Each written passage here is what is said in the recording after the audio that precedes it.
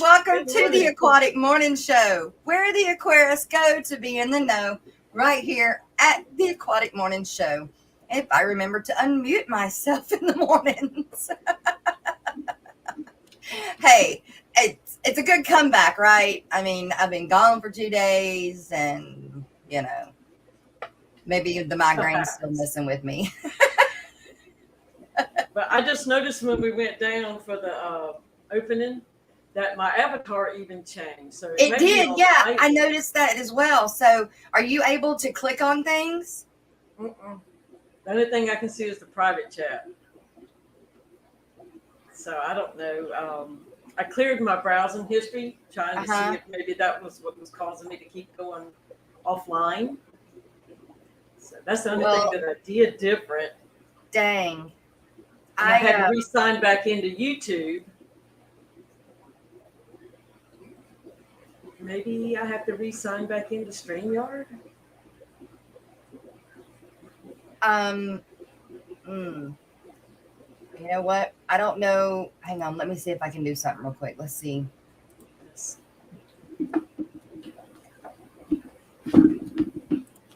I have a feeling. I can't go back that far right now since we've already gone live to do that.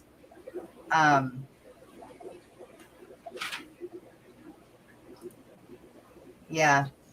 Dadgummit. I don't know. Can you sign into my StreamYard? Oh, I don't know how to do all that. The same way you would sign into your StreamYard, you just sign into my StreamYard. I've only signed into my StreamYard one time when I set it up.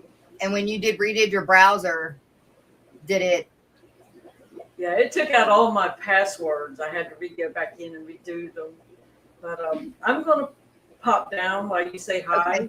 Okay. And go over there and log in and see if I can come back in. Okay. All right. And if you want to, I mean, I can send you my info real fast if you want to see if you can just sign in that way. Let me try mine. Okay. All right. We'll see you back in a minute. Okay. All right, you guys. I'm going to say good morning to Miss Lori, Monster Fish Guy, our wonderful mod with the most. Mystery Snail Guardians, Annette, good morning. Rico Stan, always good to see you. B Wizzle, good morning. Mark Sturlset, good morning. I'm not really reading you guys' chats. I'm just going through and saying good morning to everybody. We are going to do this podcast style, which may not mean anything to you guys. It mostly means us on the back side of this. But that's okay. Gina's Reed, thank you and good morning. And thank you for becoming a member the other day. I seen it, but I don't think I mentioned it. But I will get you added to the thing banner that I run across the bottom. I was trying to do that earlier and just ran out of time. Miss Susan, good morning. Bex, good morning. You guys, Bex is also our end of month sponsor. She's giving away a $100 gift card to the Aquarium Co-op and sponsors the premium long sleeve or short sleeve t-shirt for the Aquatic Morning Show and the mug from Mugged by Q, Miss Susie Q Aquatics. Dennis Christensen, good morning. Brooklyn Bell, good morning. Chevy Fish, good to see you. We don't get to see you very often in the morning show these days. Hippie John the Fisherman. He did a long stream yesterday. Fishyman, what's up, Fishyman? Joseph Stanley, yes, I am alive. And thank you to everybody for the prayers and the thoughts. I appreciate it. I get a migraine and they get so bad to where I can't talk. I can't even let anybody know that I'm can't make it or whatever. Like ladies' night, I didn't make ladies' night. I couldn't even tell Shanna and Dee Dee that I couldn't make it. So they didn't know. But yes, I am alive and I am better now. Thank you. Let's see. Kaylor's Aquatics. Good morning, Bob. You're awake. Jenna P. Good morning. Let's see. Scrolling. Sharpie, good morning. He's been on the hunt for them ghosts lately. Hey, Oink Master Supreme forever. Good to see you, lady. And we have another new member, Mark Sterlson. Thank you very much. And for our new members, we do have a little thing we do.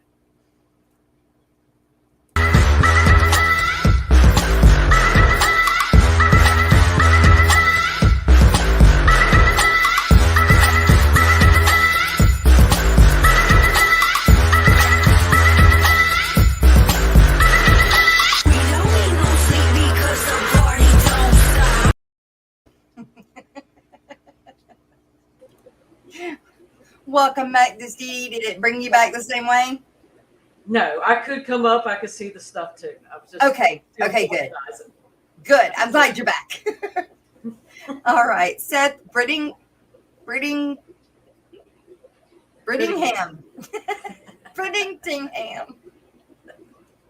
MNC Aquatics, good morning. We are almost to the end because we've got some lovely guests to bring up today, you guys. Crick Keeper Aquatics, Geek Boy, Dream Fish Keeping, good morning. And I made it to the bottom. All right. For those of you that would like to become members, you are more than welcome to. We do have 3 tiers, and there are perks for all 3 levels. So go check that out if you get a chance. You're more than welcome, but it's not, you don't have to. All right, you guys. Again, like I said, we are doing this podcast style, so it may sound a little funny when we address you in chat, but that's okay too. You guys know me by now. So we have Mr. Jose and Mr. Tony with Creative Coral Design. Good morning, gentlemen. Good morning. How is it in Florida? You don't want to know. 80 and sunny. Yeah, if you're anywhere else in the country, you don't want to. It's always sunny in Florida. Now, how far down in Florida are you? We are in Coconut Creek, so we're about 20 minutes south of Boca. Yeah. So from the border of Georgia, like 8 hours? Yeah. 7 hours? Oh, wow. Okay, so like past halfway down the state. Yeah. Oh, yeah. Yeah, we're about 4 hours out of Key West. Okay. How far from Orlando? 2.5 hours. Well, the way Tony drives is doing it. I'm older, so I think a little longer. I hear you. Well, that's good. So y'all are not getting the cold weather and the bad storms that are coming through and everything. Good. We are. And I'm in Louisiana. Oh, yeah, good. But we feel terrible about that. Well, it's just part of living in the South. It's nothing that I enjoy about living in the South. I can't stand tornadoes, but my poor husband definitely. Bless his heart. When we get tornadic weather, yeah, I'm a totally different person.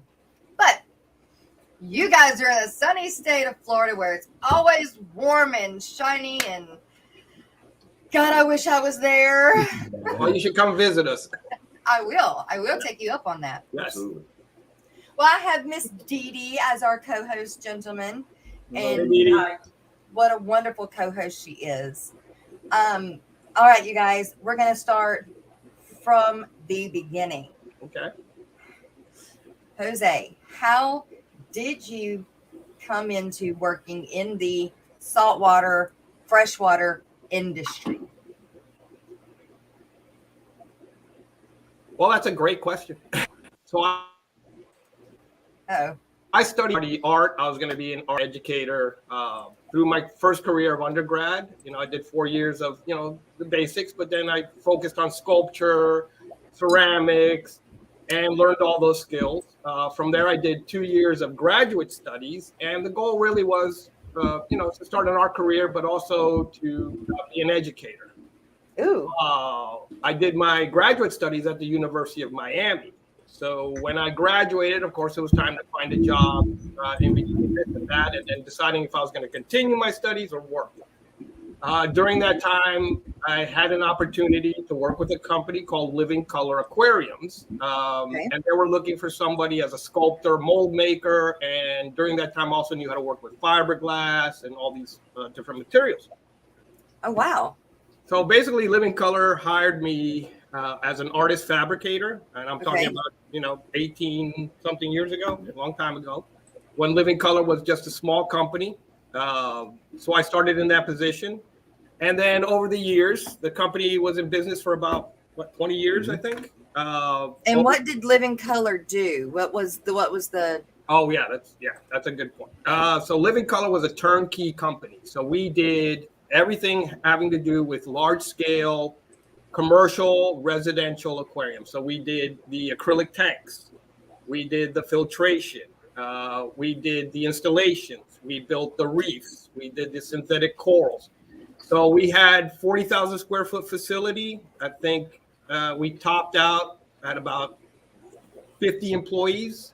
Wow. We had a team of aquarium maintenance that did just aquarium maintenance. So we had like 10 vans. We had an installation team. We had Tony, who worked in the acrylics department, making huge, gigantic, 1,000 gallons was nothing for us. 1,000 gallon was like, oh yeah, put it, not a problem. Wow. So throughout that career, I started as an artist fabricator, and I went growing through the company, and ended up being, the lead designer for what was the inserts, what went inside the aquarium as the decorations. I worked in coordination with the LSS designers, the guys and girls that designed the plumbing and the filtration systems. Would work closely with Tony because he was building the tank, so where we were going to put the reefs, how everything fits in, what view it was. So that company was sold. It got taken on by a new owner. Tony and I moved on, Tony moved on, and unfortunately the company now doesn't exist any longer, Living Color Aquariums, which was under the new owner. So we had an opportunity to open up creative coral design. So we did. But this company is different in that we just focus on what's the decoration, what goes inside the aquarium. The inserts. Yeah, the inserts. So we're very good at that, and we focus on that. So that takes all that year of knowledge, what Tony's knowledge, my knowledge, the girls that work with us in the back. And so we focus all that on creating the inserts, but we have all this outside information about what's important for, the health and happiness of the fish. Right. After all this experience, our view here is that, the first thing is the health and happiness of the fish. Right. So the filtration has to be right. You can put whatever decoration you want in there, but if the filtration isn't right, if you're not allowing for the flow of water and making sure it's something that's maintainable, then you're really, it's just pretty. So that's our first focus, is to make sure whatever we're doing, we understand what their filtration is, what kind of fish they're going to put in there, what the maintenance routine is going to be. So we take all that information in order to design a reef that is going to be, one, right, safe and happy for the fish, two, that is easier to maintain. So we don't want to create something that is difficult to maintain, because that's going to, again, affect the system and affect the health and happiness of the fish. And so we coordinate that with the client, what the client wants and what the fish need. Right. So what our view is always that the function of the aquarium is first. Right. And then the decoration is later. We want to make it pretty. We want the client to be happy, whether it's a zoo or a seaquarium or a commercial aquarium or just a residential aquarium. We always want our clients to be happy and that it fits in with the concept of the aquarium. So if it's a zoo, is it a freshwater river scene with mud banks? If it's a residential, is it a very bright coral reef that they want to recreate? So that all comes into play, but that's right at the end. Once we've resolved all those other issues, and of course we want to give the fish places to go and hide and feel safe. So really that's our philosophy here. And so that's how we've taken years of experience, and now we just compress it all into designing our different products.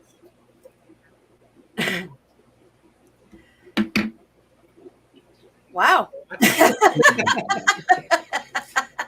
very passionate. I am. He's very passionate about his. That was the short version. That's amazing. Like, we got to talk at Aquashella Orlando, Yes. and I got to see a lot of the products that these guys have. and they do make them look so realistic, and almost to the point of, I was having issues with my saltwater tank, which looks like it's kind of starting to play out. It's starting to straighten out, but I see now why it would be so much easier to get just the inserts and not deal with what I'm going through because I want some coral. Right. What is the, I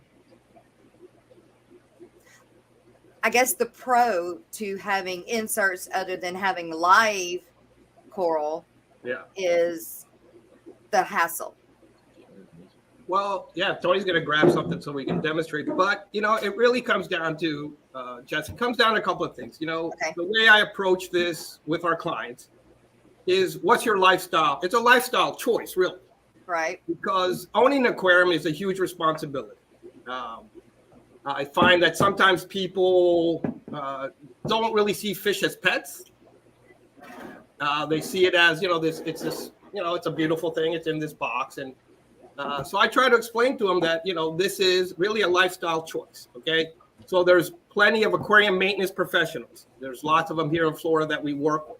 So you can hire somebody to come in and take care of your aquarium. Great. They can take care of that. But if you want live coral, that's a passion. And that's something you need to understand as a client, that a lot of these guys and girls that have these live coral tanks, which are irreplaceable, we can't, this is beautiful, but we're not going to compete with nature. But what it takes to maintain those aquariums and maintain that beauty is a passion, it's a commitment, and it's a responsibility. So there's people that do that and love doing that and do it very well. Now, if as a client you saw something in a video or a picture, you go, oh, I want that, we try to educate them as to what that means. So yes, you want a live coral. It's a beautiful thing to have. This is what it entails. If it fits their lifestyle, great. But it takes time. You're going to spend maybe a couple hours every day as an owner just checking on things just to make sure in between the visits of the aquarium maintenance professional you hired to take care of this aquarium. So the beauty of a live coral tank is irreplaceable. Now, if you like fish and you like aquariums and you want to have one, then let's talk about your lifestyle. Do you have that kind of time to make that kind of a commitment? Because nobody wants to see corals.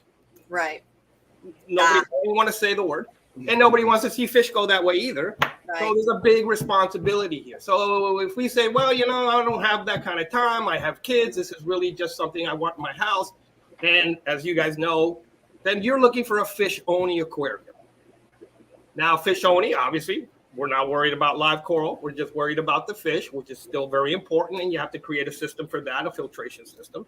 And there's still a maintenance routine. There is times where you as an owner have to, check on things, of course. But with that, then you bring in our products or similar products that are synthetic corals. So these just need to be scrubbed and washed. They don't need to be fed. They don't need to be, there's no water parameters that are going to change anything that's happening with this. It does need to be maintained. It's not maintenance free. It's just easier to maintain. So that gives the client a fish-only tank, which when you have fish-only and not live coral, your selection and variety of fish that you can add to your tank increases. When you have live coral, you have to be very careful about what kind of fish you put in there. Right. All the other. So it's really more about the coral, where the tanks that we manufacture are really about the fish. It doesn't change the responsibility of the owner in terms of what it means to own fish and to own an aquarium. You have to be on top of it. You have to watch out. There's different locations. We've had clients that want to put it in front of their big giant bay window where the sun is coming through, and now you're fighting algae. So there's a lot of variables into owning an aquarium. But with the aquarium maintenance professionals that we work here in Florida and across the country, these are guys and girls that know these things. They understand these things. So we develop products for them and with them in mind. Somebody has to maintain this. Right. So, for example, on this product here, it's a series of islands, right? Okay. So this is one island, and then there's the other island. I don't know if Tony can bring that one. Yeah, there's the other. See that slide right in. Is this the one that you had at Aquashella? Yes. Cool. And I don't know if you can see that, but there's like cavity here, which is a socket, and here's another socket. I tell you what, you guys, I'm gonna make you bigger. So hold on. Uh-oh. There you go. Full screen. Hey. There you go. So once you have that, you kind of lock that into the side. You push this one over, and now you have a full reef. You know, and the fishing places that they can go and hide and feel comfortable and safe. That's what they want to do. And then when it comes time to maintain it, I'm going to do this. I'm going to take this out. I'm going to hand it back to Tony. He's going to go clean that one while I work on getting this one out. And then I go clean this one. And then we'll clean this one. And then everything goes back into the tank. And then we just facilitated that cleaning process, which is important. Can you see, guys? Which is important, you know, just for the product itself, for the longevity of the product, and also just for the aesthetics of the tank. And again, the fish. We gotta be happy. That's what's gonna make this tank live. And I'm sure you guys know when you sit in front of an aquarium and you're seeing the fish and the corals and everything that's going on, if that doesn't take the stress of the day away from you, then, you know. But I think that's the value of having these aquariums in your homes and in our lives and in seaquariums. It's just such a unique environment, and that we're able to replicate it. To us, is you know, it's like an exciting industry to be in. We just love the fact that that's what we get to do for a living. Now, can That's you awesome. leave the structure in the tank while you clean it? Does it hurt anything to do that, or no? You can do it in the tank. You know, again, it depends. How big is your tank? You know, all these variables. You can leave it in the tank. So that product is really for smaller aquariums, for people that you know, the filtration is not integrated anyway. But yes, to answer your question, you could leave it in the tank, and you would just get in there with a soft nylon brush and scrub off the algae. Is really what you're doing. okay? Now, is that one that is permanent, or can you add pick out your own corals to add to that bridge system? Mm-hmm. Well, Tony, as director of sales, deals a lot with clients and client requests, so I'm going to let him Okay. We do answer that one. We do have a coral catalog that we have an extensive catalog actually of many different colors, choices, and coral Okay.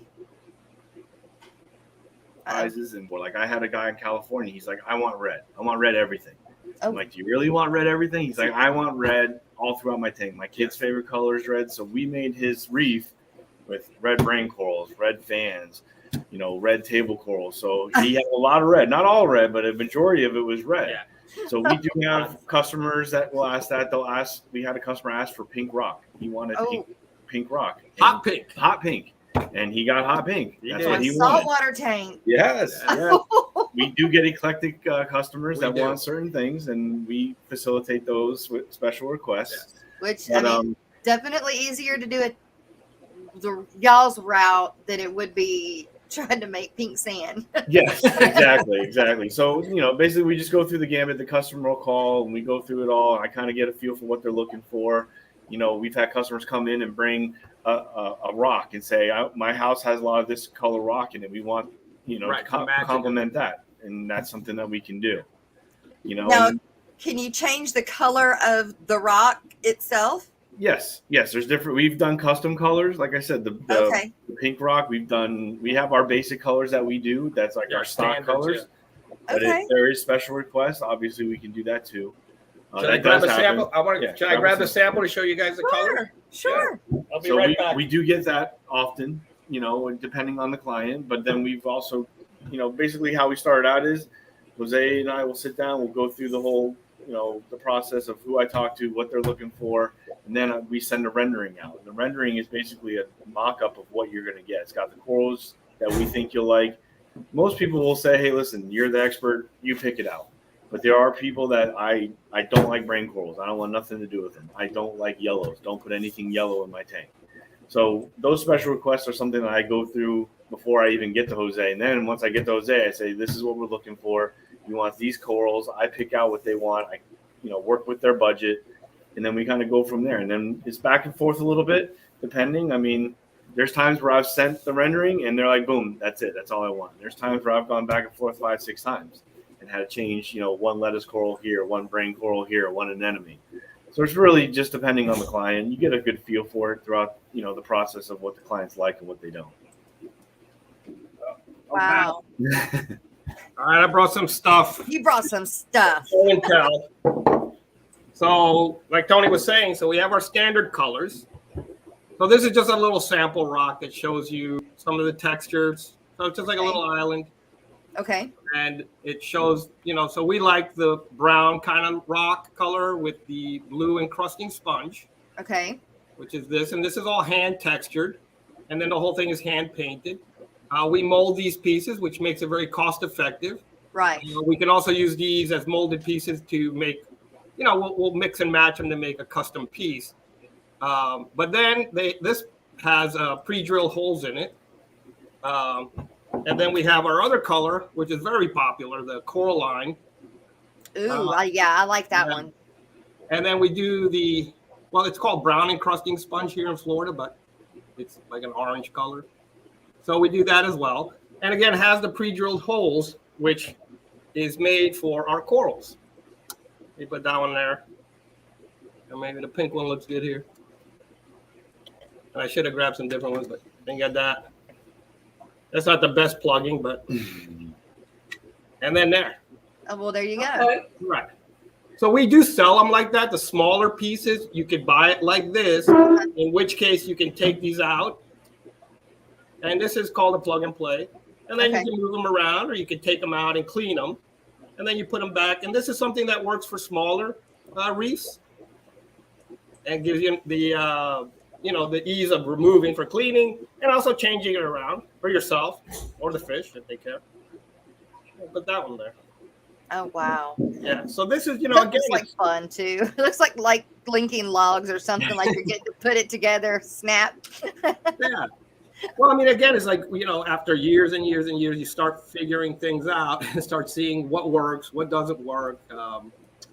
And again, it really does just come down to one very simple thing, is the health and happiness of the fish and creating a system that is easy to maintain. Right. Which I'm sure everybody listening understands what we're talking about. Okay, so we do have a few questions from chat. Cool. We also don't want to forget our freshwater floors. Well, we're going to bring them in a minute, and we're going to do I got questions. Okay, go ahead. So Gina's Reef from chat is asking, so is this product porous at all to be considered live rock, or does extra biomedia need to be added to the filtration? Right. So no, the rock itself is not porous enough to take live coral. Some corals will attach themselves. We've had this, but we don't recommend it because, one, you're going to be limited on the corals you can put on there. And two, it's really not made for that purpose. So we don't recommend it for that use.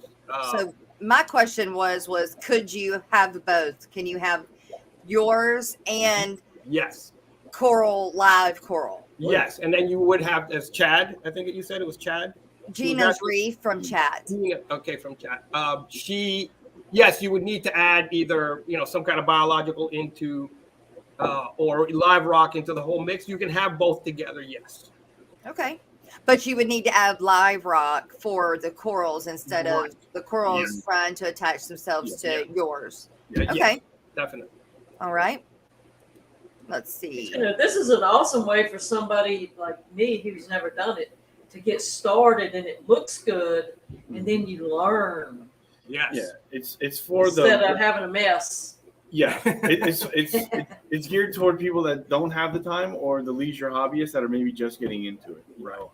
Or like Dee Dee said, to jumpstart. Yeah, just to kind of get it going. You're not spending a ridiculous amount of money on, coral and rock and this and that, and then finding out 2 weeks later you can't keep it going and everything's dying.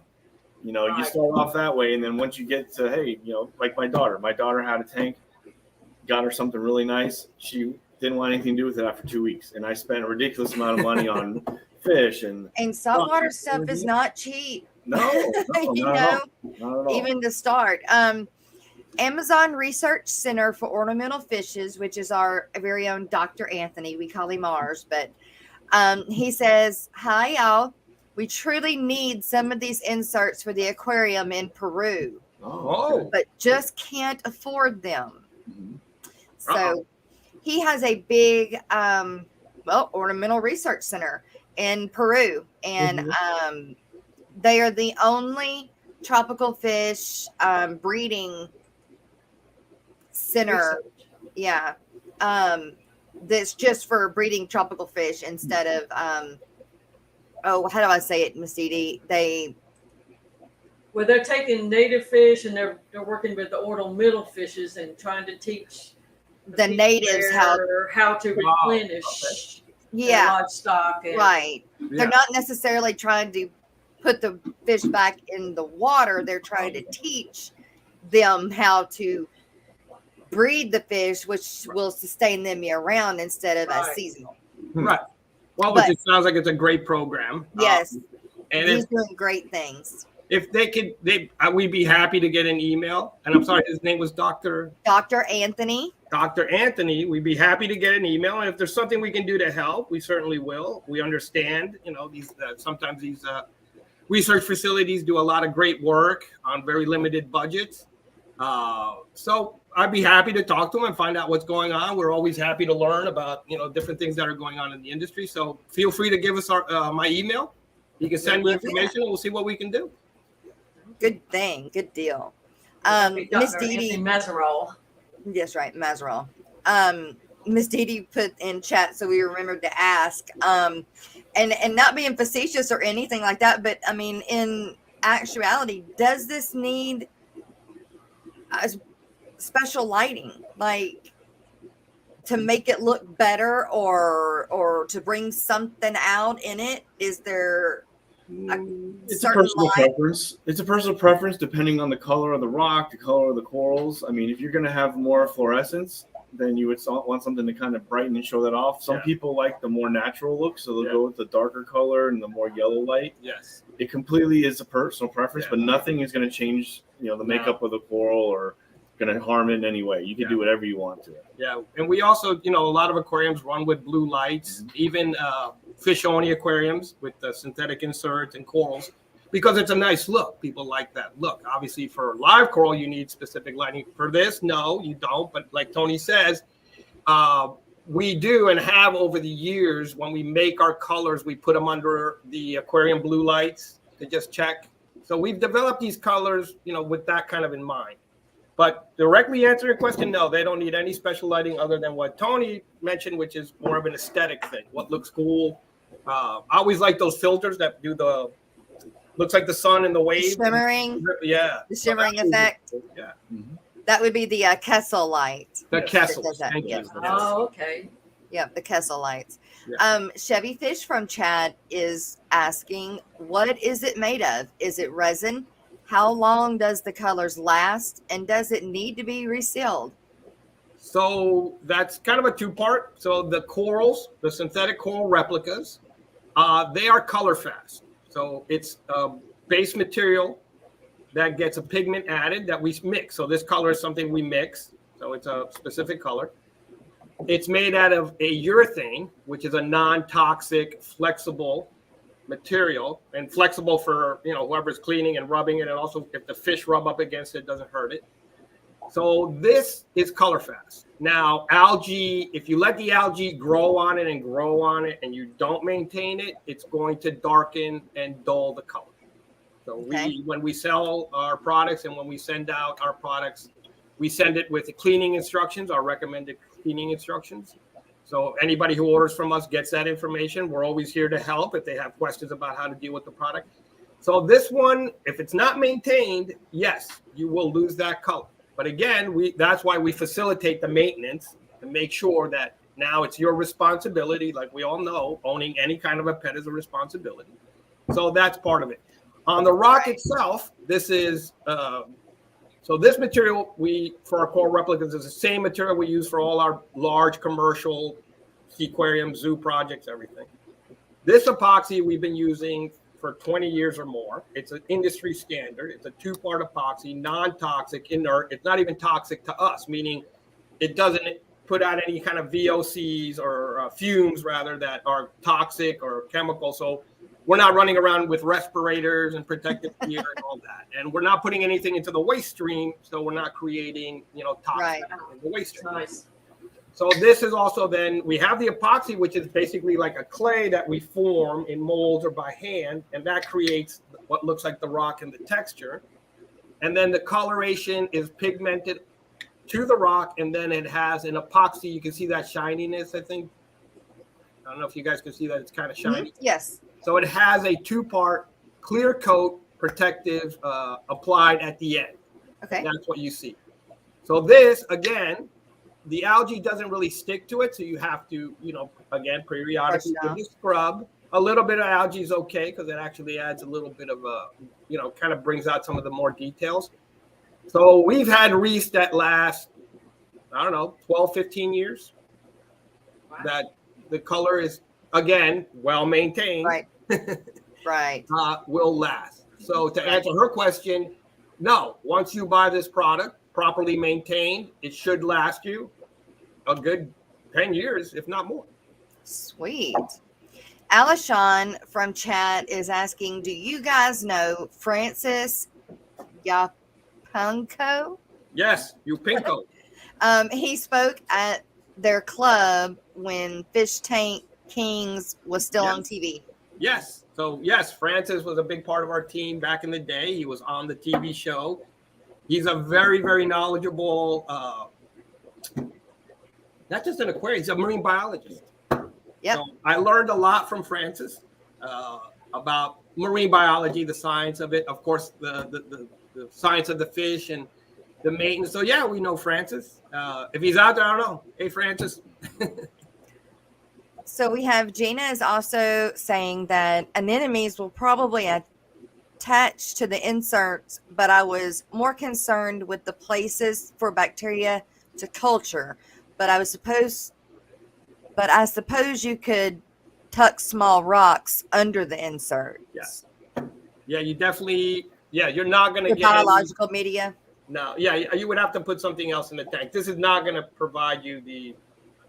Yeah, it doesn't have the porosity. It's not going to create that bacteria. So you can put it into your sump or inside next to the rock and kind of, decorate. Now, do you guys have anemones that try to attach to your stuff? So we've done. Or they don't like the texture? I don't know. I don't. Again, it's something I don't recommend. It's kind of one of those things that, I guess you could drive a car with 3 wheels, but I don't recommend it. You're better off using what is proper. So, and anemones, and we've had corals grow on this. But again, you're limited. I would just not say no. If you ask me, I would say no. You wouldn't want to use this for live coral. Miss Gina says she has a Photon V2 on her tank. It makes a nice shimmer as well. Oh. I'm assuming that's a light. Yeah. Okay. All right. All right. So my question is, how are you guys different from what Tanked was doing? Well, Tanked, who we happen to know. Right, Brett. Yes. Brett Rayner and Wade King. And we actually met Brett again at Aquashella. And he came to visit. And of course, Tony and I and when we were doing the show, and we've known about them. So what I would say the difference between us was that they were really good at doing more sort of novelty tanks, like get a phone booth and turn it into an aquarium, or take a jukebox and turn it into an aquarium, which is fantastic as long as you take into account all these parameters we've already discussed. Right. If you're going to put an aquarium into a phone booth, it doesn't change the fact that you need to provide X, Y, and Z to do that. At Living Color, which was Fish Tank Kings, and I think the episodes are out there for both. If Tank is still, I think they're still running. Tank is still running. Yeah. For Living Color, we're always more about the recreating something natural. We used to work a lot with zoos and aquariums, and we still do with creative coral design. And then we did get into some, especially during the show, we got into some, exotic builds. But again, always keeping a focus on. So if I'm going to build something that's going to have, we did one which was this lit bamboo.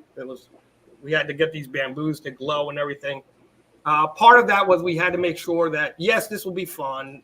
Is this lighting effect going to distract or harm the fish in any way? Which, after researching, we realized it wasn't. But did it provide the fish places to go and hide? And they were just going to put lionfish. So we all know lionfish just like to kind of float around and move around. And so the difference between us is I think they did some really sort of fun, exciting, unique builds where we focus more on, I don't want to say traditional, but more like natural looking, what you would see under the ocean, even if a client said, we want hot pink corals, but still within that realm. So that I would say is the big difference. Okay. As far as, their abilities, they were great at it. And again, we met Brett, we had a great chat. Right. Aquashella. So you don't only do saltwater, you do things for freshwater. Tony. Boom.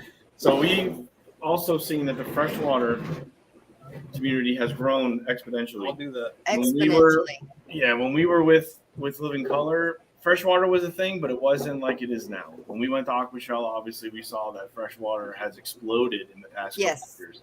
So we came up with basically the same materials that we're using for our saltwater rocks and everything like that, and we started coming up with freshwater inserts, backdrops, different rocks. We have small rocks, bigger rocks, but basically it's the same materials, different coloring, obviously. Obviously we use a backdrop, different plants and different plastic options to kind of show the freshwater people that we still, want to do business with them, and we love freshwater. Right. I've had freshwater tanks my whole life. It's just one of those things. It's just easier to deal with. You're not spending as much money. That's the bigger backdrop. Ooh, look at that. And again, it's a backdrop, so you can see. Now, for what size tank? Depending on the it size would fit you the need. 120. So this is a 120. So this would fit, in there. Okay. Backdrop if you black it out.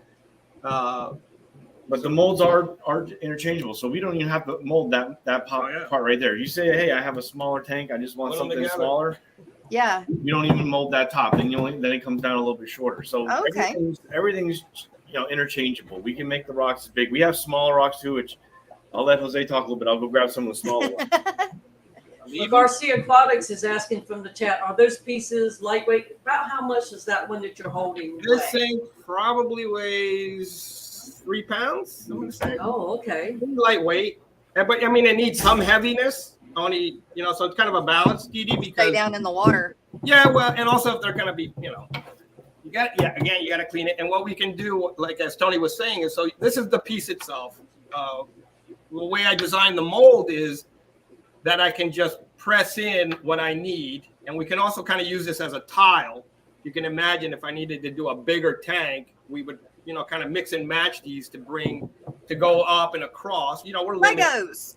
Yeah, essentially Legos. And then we add the plastic plants to this by others. So you could choose, I'm sure you guys know there's a variety of manufacturers that do the plastic freshwater plants. Sure. Some are very beautiful and expensive. Some are nice and not so expensive. But we do make provisions for that, whether we add it for you or you add it yourself. It's very easy just to drill a hole into this material. This material, again, is the same material as the other one.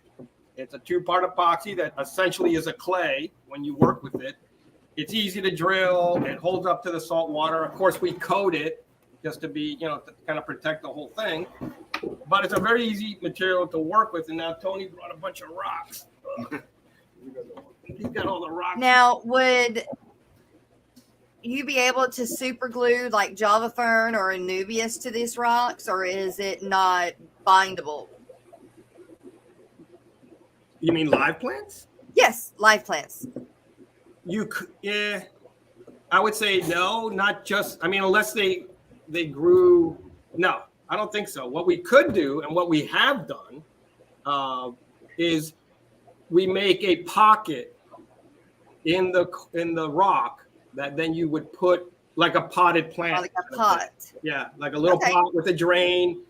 And we've done that for reptile habitats, mainly frogs and turtles, where the thing is not completely submerged, but some of the plants are decorating it. So essentially made potted plants. We made an area for the plants to be dug into and potted essentially, and then they, naturally grow, which is nice because it's a synthetic rock. Yeah. So what this product does, I mean, I guess we could go out in the yard there and grab a couple of rocks and throw them in our tank if we wanted to. What this does is it kind of controls that, because each rock, has its shape and its size. This is lightweight. This is probably not even, I doubt it's a pound, if that much. But then it gives you the ability to sort of decorate it yourself. They're customizable. We can add them on top of each other. We can add it to the other products. So it gives you that freedom to control the design. Right. And create something that you like, and we can work with our clients to do that. So if they say, this is my tank, I like something freshwater, Tony and I will communicate with them. We can make very realistic drawings to show them what it's going to look like. And it sort of takes out that whole guesswork of, the heavy rock that's natural, which is a great look. I think it looks beautiful. But this kind of gives you, again, what's your lifestyle? What's your commitment? Where is it that you want to be with this? So that's sort of how this product works. Mike's Aquatics and Things from chat says that he has 2 of your coral backdrops. Oh, yeah? Mike's Aquatics. Mike's Aquatics and Things. From Living Color or from Creative Coral? He just said y'all's. We'd have to look. We'd have to look. That's awesome, though. You guys.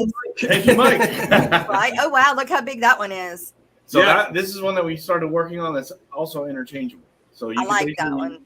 Make a bridge or have a pillar, or you can put it on there and then you have a swim through for the fish. Put the wishbone back on there. Put the wishbone back. We got to work on that. There's a little mechanical detail I got to figure out. I got to finish up. But it gives you options. Yep. So all these rocks are interchangeable. They all can be painted the same. They all can be painted different. I mean, we've done stuff for reptile enclosures. They want the more browner like in the Midwest. Yeah.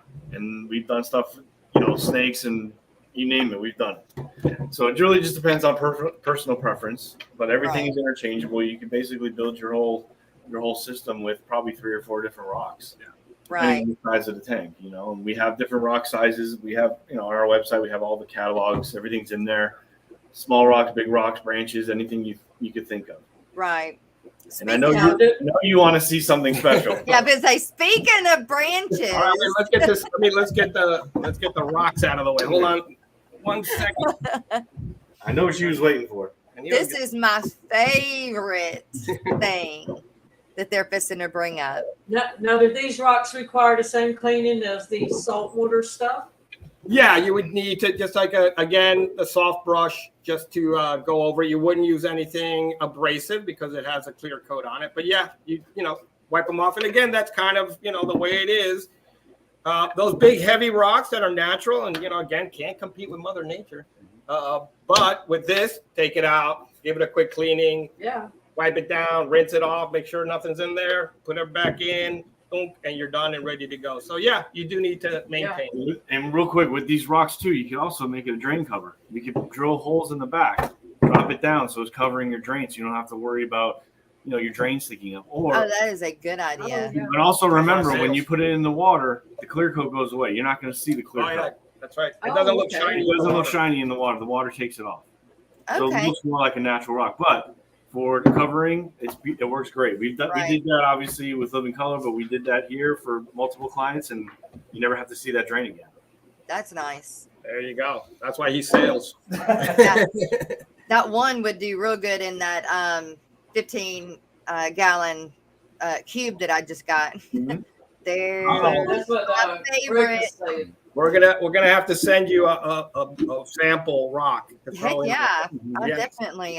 Well, you can tell us how you love it. That's right. That right there, I know I love. So explain what you have there. All right. Well, So again, over the years, we've done all kinds of exhibits. We've done things for alligators, all kinds of reptiles, and of course, we've done things to recreate different environments, and especially living here in Florida, mangroves. Right. And if you've ever been into an area full of mangroves, it's a very unique plant. And it's also a really helpful plant or tree because it does break the water and helps stop erosion. It helps with waves coming in, even during a storm, and kind of dampens the wave, the force of the wave coming up at the shore. So besides being beautiful, it's a very helpful tree. So they're very popular, and it's just a beautiful plant. I think aesthetically for me, it's a beautiful plant, just the way it grows, and they intertwine with each other. So over the years, we've been asked to recreate mangroves. So, back in the day when we first started making them, I won't even show you photos of some of the ones we made. But, you develop techniques, and now we become really good at it. So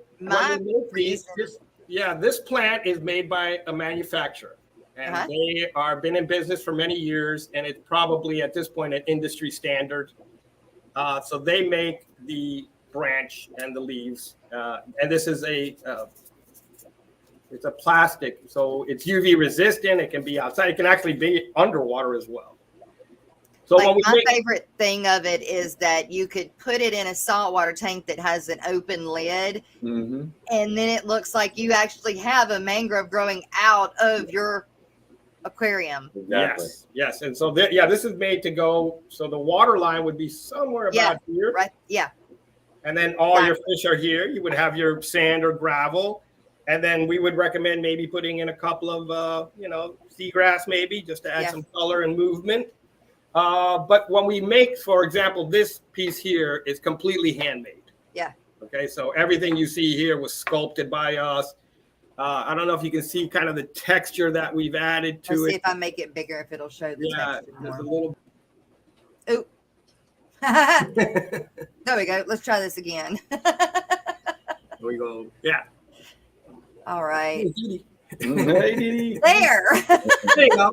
So we add texture. We make sure we get the details, where the branches are growing out. You can see kind of where we've added the details and texture. The nodes and stuff. Okay, that's awesome. Yeah. So we want to make sure that we're, so of course we've seen 1,000 mangroves. We love going out to them when you go kayaking and stuff. It's just a beautiful place. You see all kinds of fish.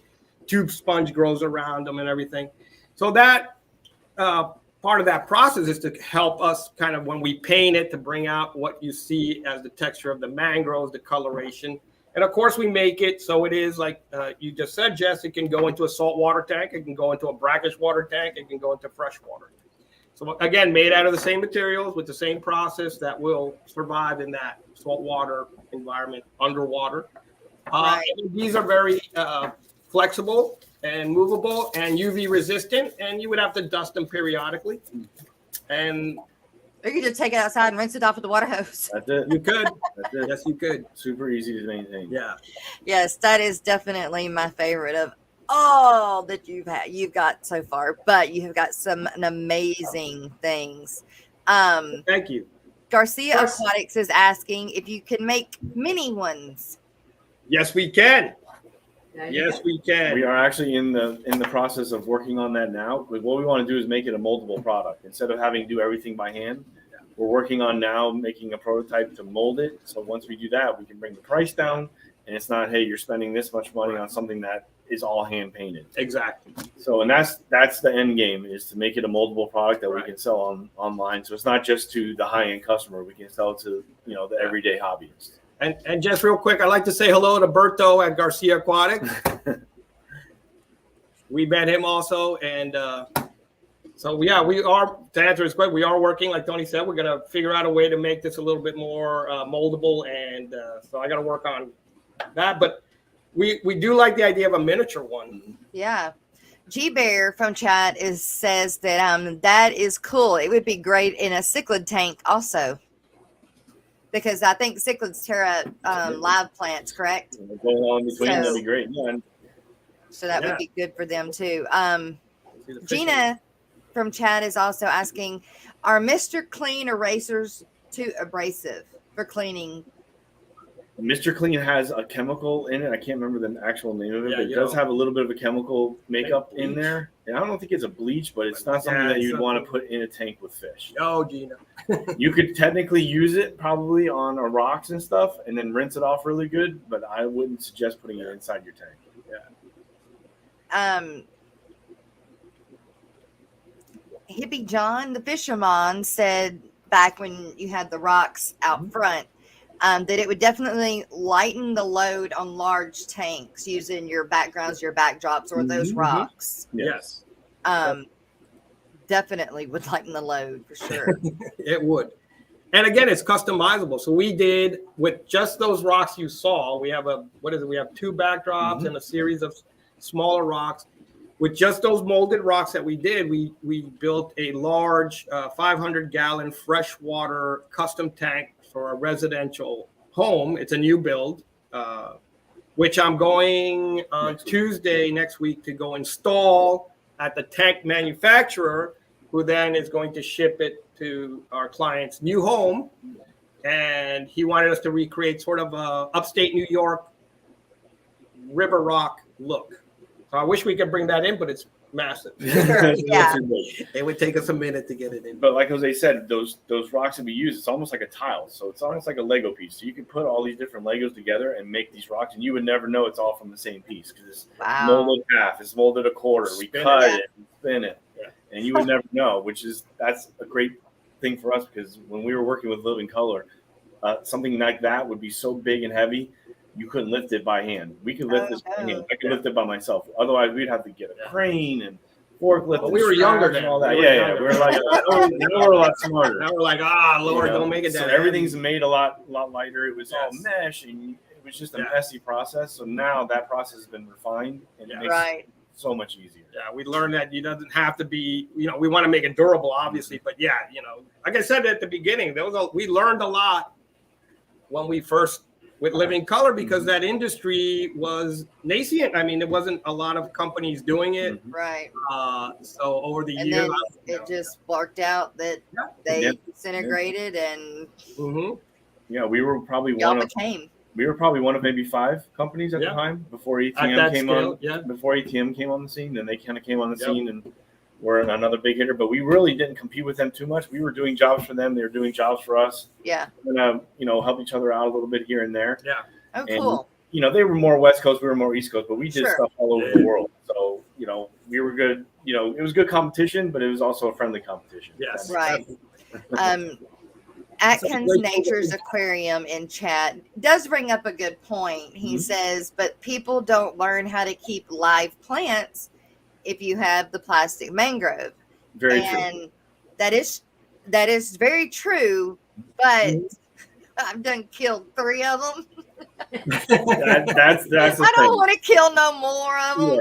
Yeah, it can get expensive. So I'm ready for the fake one for sure. What I tried to talk to people, that ask stuff like that is, you don't have to just have fake stuff. You could put a fake mangrove and then put live stuff in there also. You can kind of use both, which I've talked to a couple people at Aquashella, and we've actually sent some samples where they're going to use our fake rock and fake plants, but then also do their own. So they cut down their aquascaping time. Yes. So instead of aquascaping for 2 hours a day, you're only having to do half a tank, and you're only doing it for maybe an hour instead of 2. Right. Yeah. So it is interchangeable, and you can do fake and live together.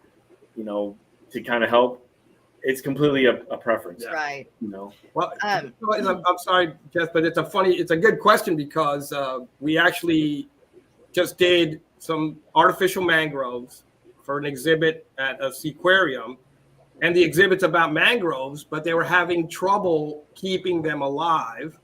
It's an outdoor exhibit, and it was very hard work for them, and they couldn't just keep them alive, but they didn't want to lose the exhibit because, again, the exhibit was about how mangroves interact with our shore and the water and species. So we made artificial mangroves for them. Wow. It just simplified for them their cost, for one. This is a public facility, so it reduces their cost. So, growing a mangrove your home. People are doing it. Live coral. What's your lifestyle? What's your commitment? It's a responsibility. I agree with you, Jess. I don't like seeing things, not make it. Right. I mean, I'm good for trying it a few times, but I mean, third time what a charm for me for them. So, Chevy Fish in chat is asking, are the stems of the leaves on the mangrove piece tipped in metal or something else? It has a thin wire inside, so you wouldn't want this in the water. You could because it's encased, but yes, it has a wire in there, so you can bend it. But again, the water line is here. There's no metal, no metal anywhere. Right. There's no metal in here, but yes. Now we've done these underwater, but you have to prep them. You can't just take them out of the box and put them in water. So you have to work with them. There's individual ones, and then we do this whole process to be able to do them underwater. But that was just for a special build, and we have other leaves by the same manufacturer that are pure plastic and no metal. And those are the ones we use to make the bonsai. Yeah. Behind Tony. I always know. Yeah, there you go. The bonsai. Go that way, Tony. I go You can bring it up. You can bring it forward. You want to see the bonsai? Of course. All right. By Mangrove. You want to take that one? Oh. This is our bonsai. That's awesome too. So again, this is, and I really want you guys to see the detail there. Oh, wow. Look at that. So you can see all the carving. And again, built, we have to take into consideration certain things. So yeah, you want to put texture, you want to put color, you want to give it areas, but too much texture, too deep, too this, more places for algae, more maintenance for you. So those are all kind of things that we take in. So it's always a balance between function and the aesthetic, so function first, make sure it's something maintainable, durable, non-toxic. All those things have to go into it before we even get to the point where we're saying, okay, what's it going to look like? Right. So we've managed to balance that. We put in our little details. This product here is by the same manufacturer, and this is purely plastic. I'm sure if you guys ever been to a restaurant, you've probably seen this product on their walls. It is a UV resistant product. It's beautiful over the years because I've been working with them for years. It used to be all green. Now they do like a mixture of green and yellow. So you can see that some of the leaves are yellowish. They used to be all green. Now they've developed this new product. Wow. This again, right now, as is a very expensive piece because it's completely hand sculpted. We make provisions to make sure that this is the canopy. The fish can't get into the canopy. I don't know if you can see that, but so when you make a tree like this, you're making this bulbous thing. If we don't stop, then the fish get into the canopy and then they like to hide in there. And then you're like, where's my fish? But so they're really good for fry to get up in all those little leaves though. Yeah. And hide. Yeah, they can get in there. Brooklyn Bell was back talking about the mangrove, said that I actually would want something like this for my quarantine tank. I'm big on aquascaping, so all my tanks are live nature tanks, but quarantine tanks are all empty and it bothers me. It would help feel safe. Yes, I agree. I totally agree. Totally. Well, I agree. Yeah, for sure. Right? Yeah. Actually, Tony's just doing, he's working with a client to fill their, what do they call it? Their display tanks. Yes. Where they're keeping their fish. Mm-hmm. So they've chosen our product to do that for their brick and mortar store. Wow. Chevy Fish says from chat that humidity will cause condensation on the metal of the mangrove, which will drip down into the water. Is it sealed or fish safe? What metal is it? So the metal inside is encased, so it's not exposed. So even though condensation would build up on the plastic coating, it wouldn't get to the metal. So it wouldn't cause, and I believe it's I don't want to say it's not, it's malleable, so it probably has some kind of aluminum or tin or something because it's very malleable. But we've never had that happen, and if you go to our website, you can see some of the projects we've done, but we've made hundreds. I can't even count how many mangroves we've made and never had that issue. Because again, if you think about it, it's a very thin wire encased in, I don't know what their process is, but it's encased in plastic. It's a good question. And again, that's the kind of thought process we like from our clients and obviously your viewers, because we're always thinking about how will this affect the fish? How is this going to affect the chemistry of our water? So I appreciate the question, but I think there wouldn't be an issue with this problem. Right. At least none that we've encountered in 20 plus years, basically. Yeah. Hundreds of mangroves. Yeah. They're definitely amazing. That's my favorite of all, but y'all got a bunch of pieces that I could definitely make work in a lot of different places. Garcia said he wants the bonsai tree. Uh-oh. Berto. Yeah, that's everything for sale. Yeah, right? That's right. That's right. Yeah. All right, you guys, we've made it to the hour mark, and we usually take a little break at this point, go refill our coffee, grab a bathroom break, whatever it is you got to grab that's about 3 minutes long. And we say thank you to some sponsors, and we've got some super stickers and super chats. So we'll start off with the super stickers and super chats. We have a 15, what, 15? I'm trying to get back up there. Yes, no, wait. Yeah, it's a 15. 15 from Misfit Reptiles and Aquatics. Okay, we have a $15 super chat from Misfit Reptiles and Aquatics, or Reptiles and Aquatics. It's Brennan. Thank you very much, Brennan. And then scrolling, we have, I believe it was a $9.99 from Coils. A $9.99. Reptiles. Yep, from Bob Kaler. Thank you. And a $4 super sticker from Patrick Hardy. So thank you guys. And a $5 for Patrick Hardy as well. And a Patrick Hardy. You're the bomb, man. Thank you very much. And here is your other thanks.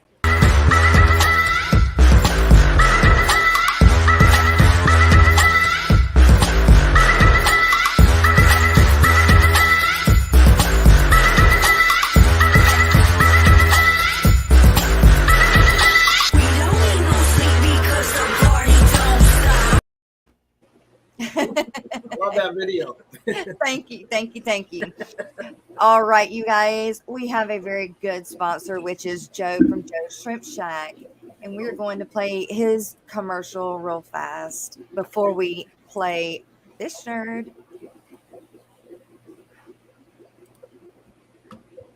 Shrimp Shack.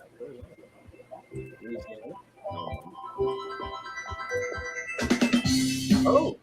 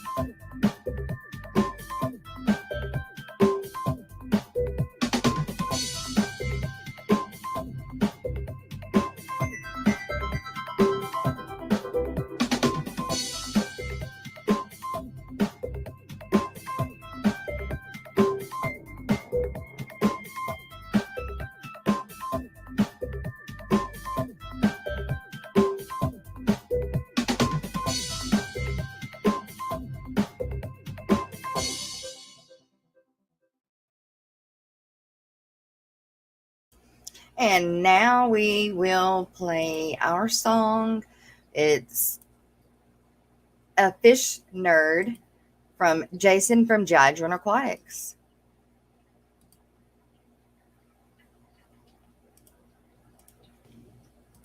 Hey, what's going on, guys? This is Jason with Jadron Aquatics. Thanks for joining me. What the heck is that noise? Do you guys hear that? What the heck is that noise? I'm a fish nerd, a fish nerd, a fish nerd, a fish nerd.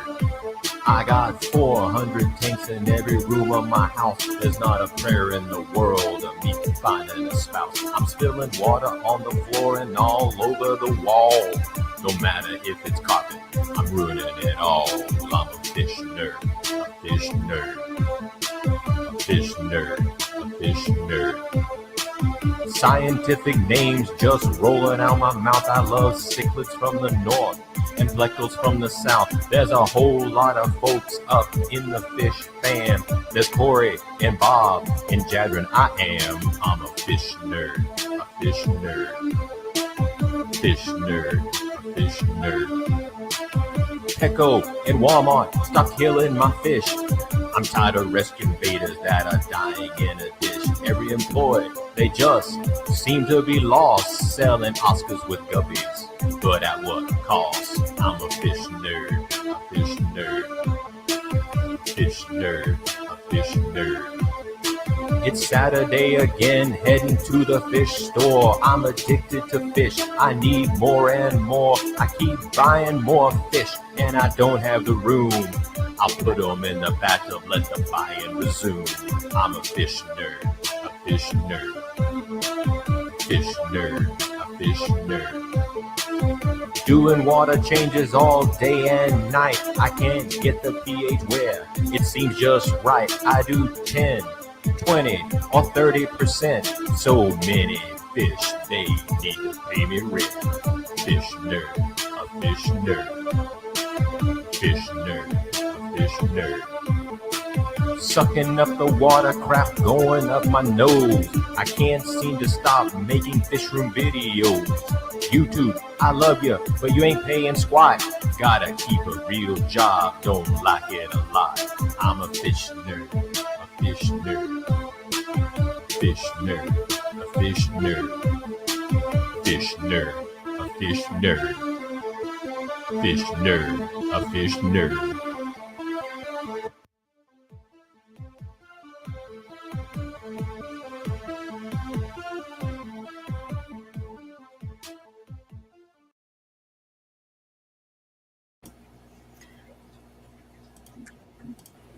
All right, and we are back. Thank you guys for joining us for that little break. I hope you enjoyed the song. We do have a coffee cup sponsor today. I've got Daniel Velez, Fish Keeper, on my coffee mug today. But we have other coffee cup sponsors as well. Miss Dee Dee. Ready? You too can be a coffee cup sponsor. Just email me at theaquaticmorningshow@gmail.com. That's right.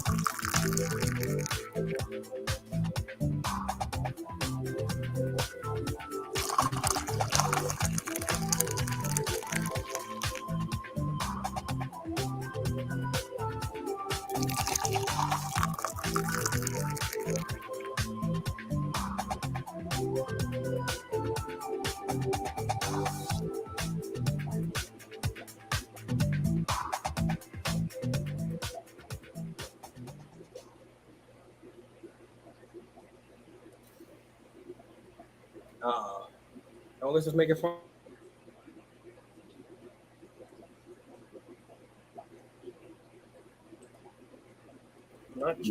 All right, and we are back. All right, you guys, we do have some questions in chat that have popped up, or a question. Uh, Melvin's Reef in chat is asking, do you make dragonstone lava rocks for backdrops and rocks? We don't have it as a product, but we can certainly take what we have now and recreate it. So we did make a small one that kind of recreates the dragonstone. So we have a lot of skills. So if you have an idea or you have a reference, we can build it.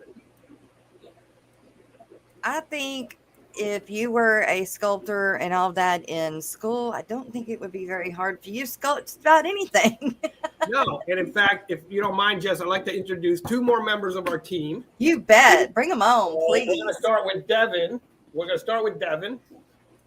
Hi, Devin. How are you? Welcome to the Aquatic Morning Show.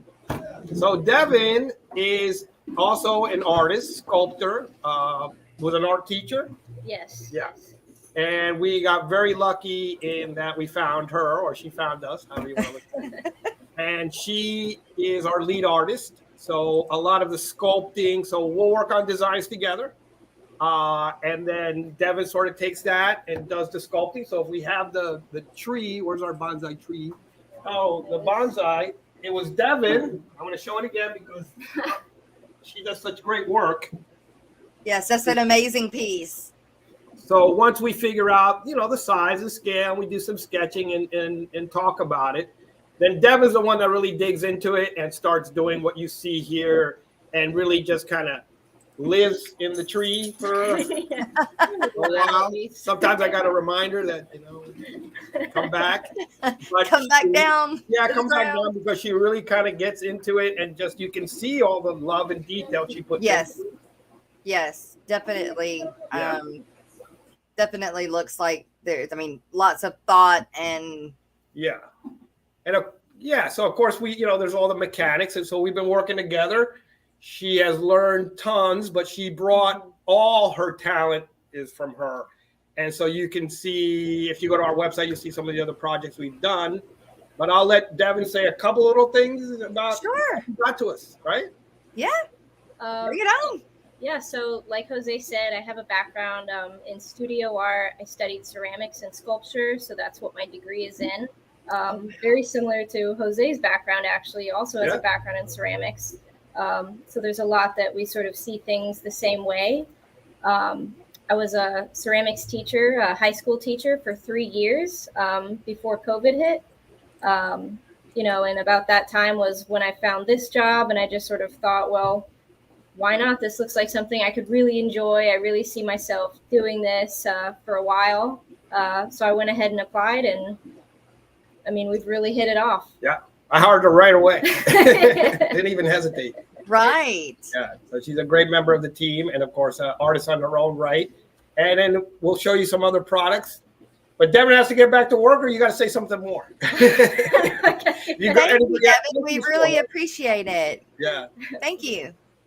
All right, and now thank you, Devin. And then just one more member of our team, who Miss Sandra. And Sandra and I have been working together for a long time. Oh, well, Miss Sandra, thank you for being here. It's the Aquatic Morning Show. Yeah, so Sandra was with us at Living Color. She started as a fabricator. She ended up being the supervisor, and she ran what was our coral department. So we had a department just for making the synthetic corals. Wow. So Sandra became, after many years, became the director or the supervisor of that department and ran it. I think she had like 6 employees under her. Wow. She was the one that does so she's very good at the molding of the corals, how we make our molds. She's also really good at color. She has a natural gift for mixing and matching color. That's important. Yeah. So when you look at the corals we have, don't go anywhere. I'm going to bring it here. Yes, being able to match the corals and everything. That's definitely a very important job. Yeah, so all this stuff, you know, she'll go to the internet and look up references, try to match it if it's natural or whatever, or if a client sends us a color sample that we need to match. It's Sandra who gets back there. I don't even know what she does. She gets us there, but every time I turn around, there it is. Magically, it happens. So again, her and I have been working together too long. Very long. Yes.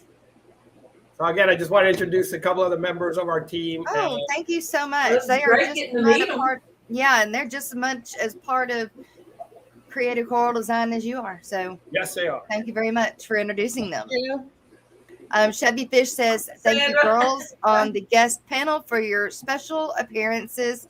Nice to meet you." Excellent. Cool. Yes.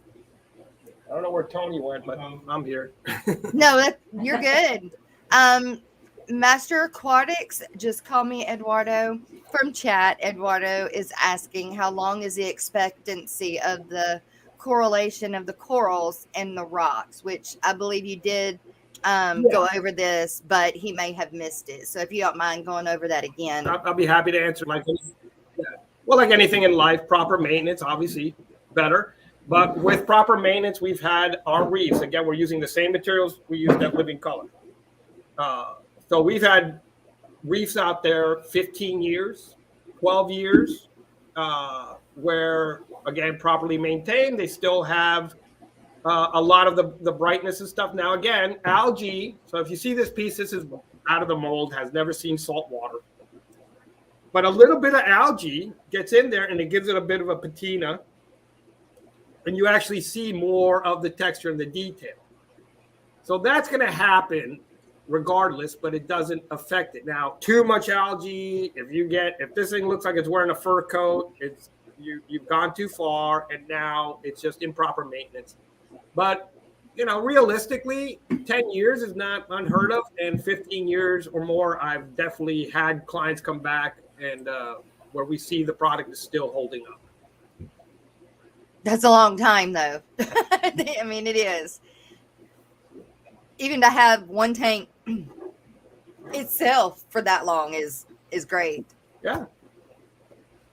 What I like to market to people too is it's an investment. I mean, you know, not only, you know, is it time, but it's also a money investment. Also, it's not something cheap. You know, we try to make it as affordable as possible, but at the end of the day, you have to know that you're going to be spending a little bit of money, but you're also not something that you're going to have to take care of every day, every hour. You know, you're going to be able to take care of it once a week, scrub it, and it gets to sit there and look pretty. Right. So for the leisure hobbyist, it's a great product. Right. You know, we don't want to take away from the purest form of the hobby, which is all live reef, you know, live rock, freshwater, stuff like that. But it's something that can be used with or, you know, on its own. Now, I didn't see any zoas. Oh. So yeah, we have a mushroom coral. We do a mushroom, but we haven't done zoas. There's so many of them. Which one would you even choose? And the thing is, you know, it's kind of, you know how zoas are. They're like a carpet. Yeah. So I've always struggled. Well, not struggled, but you know, it's kind of like the way they carpet out. So and then, you know, they tend to be very small, very colorful. Yeah. So it's, you know, somebody once asked me, you know, they go, "Oh, Jose, couldn't you make a coral that, you know, couldn't you replicate a real coral?" Right. You know, showing polyps and all the different textures. And I go, "Of course we could." You know, as artists with the different materials that are out there and all these things, of course we could. But what's it going to cost and who's going to buy it? You know, right. It would be very expensive to manufacture. I've actually thought, you know, I mean, you'd have to cast it in multiple castings, adding different appliques to kind of get things going. So, yes, we could, but then again, it gets very expensive once you get into multiple colors. There'd be a lot of painting involved on one of them. Right. A lot. And it has to be a lot of intricate detail painting. And, you know, I've always compared it to, and I can't off the top of my head remember, but there's an art form in Japan where they recreate food. And I'm sure if you've gone to a sushi restaurant, you've seen in their displays the fake sushi that's made out of all these. So that's an art form that's been around for many, many years. And of course, over the years with the development of different materials, they've perfected it. So there are artists out there that make sushi that if you looked at it, you would think it was real. But the cost of it is very high, and they're only doing it, one-off for a display. For us, it's a little bit different because it gets very expensive with the cost of materials and labor. What we did do is what Tony just brought to us now, which is the mushroom coils. Okay. So these are made of a silicone. Okay. Okay. So this is fish safe. It's also safe for us. Silicone is very non-toxic. Very fish safe, very flexible. But it's a special, we have to use a different kind of molding material. We use a different casting material. So again, it becomes, a little bit more expensive, but it also has this property, which we like, which is that it's translucent. Cool. So it's a little bright on the camera, but you can see it's very translucent and it has multiple colors. So this is Sandra, who we just met. Okay. So for her to get those multiple colors, it's multiple pourings. Okay. So wow. Again, it's a beautiful product. We've used it on our reefs. But it's a little bit more expensive than the normal regular urethane, which is this material. Yeah. This is a urethane and this is a silicone. And I would almost think that if you were going to do Zoas, that you would want to go with that. Yeah. Something like this. And then these will act in some ways. They act like a mushroom because the mushrooms kind of wrap themselves around things. Uh-huh. Right. And then we did do an anemone. Ooh. Anemones. And again, Sandra comes up with the mixtures. It does have translucency in the way a real anemone would. And then, of course, these would move in the water. And you can see she does, again, I don't know how she does it. The different colors. Yeah. So she does this little technique for getting, if you could imagine, getting every one of those tentacles and the foot, all different colors. Yeah. So I always just say, this is what I like. And then she figures out how to get Figures it out. Love Sandra. And it's a good seller too because people like the fact that it does move in the water. So when the return hits it, it does move. I mean, I've seen it. I've seen actual clownfish go in there and not know that it's not real, but they kind of look around and go, wait. They're like, hey, something's not right. But they will kind of, interact with it, but it's not like, obviously it's not real and doesn't give them the protection and real life. But it is something cool to have in the water, and people do seem to like it. Yeah. Garcia is asking if we can ask you about the design that you can hang on the wall. Oh, well, that's a good story. It is. Because we're in our third year as Creative Coral Design. Okay. Many years, obviously, as we said, in the industry. So when we started the company, we got together and we came obviously up with a business plan, looked for a facility, ran around. It took us about a year. It took us about a good year to get everything in a row to the day we got the keys and opened the doors. 3 months later, it was the pandemic. Oh, no. Yeah. So we are in an industrial park here. It's really beautiful in Coconut Creek, Florida, which happens to be the butterfly capital of the world. Oh, wow. That's a fact. True story. True. And it's actually the one that's in ink. I'm getting off there. But either way. So here we are in Coconut Creek, Florida, and we're in a big industrial park. 3 months in the pandemic, and then they start shutting things down. A lot of the companies here were shutting down. At that point, it really was just my partner, myself, who's not here, Robin, who's not here, and Sandra. And we were building out the studio, but basically this place shut down. Yeah. The highways emptied out. Like everything. Everything else. We were able to continue working here in Florida, and because it was just Sandra and I, of course we took all the precautions and all that, but, we were able to keep working. But the unfortunate, besides all the tragedy that this pandemic brought, it also affected obviously lots of businesses. So we work with restaurants, we work with aquariums, we work with museums, residential, interior designers. So restaurants and some commercial buildings were actually draining their aquariums. Oh no! Quarantining their fish. There's a restaurant chain here that's very popular in Florida called Flanagan's. They have heard of it.